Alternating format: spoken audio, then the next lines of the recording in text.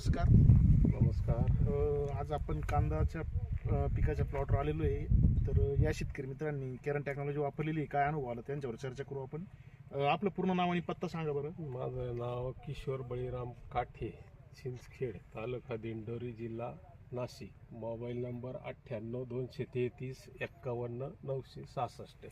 आपण केरन टेक्नॉलॉजी रोपाला सुरुवातीपासून वापरली होती बरोबर. हो. तर काय अनुभव आला रोपाला वापरल्यामुळं? रोपाला वापरल्यानंतर रोपाची उगवण क्षमता चांगली झाली, रोपाला मुळीची संख्या चांगली झाली आणि लागवडीला योग्य टायमिंग आणि योग्य वेळी लागवडीला रोपं आली.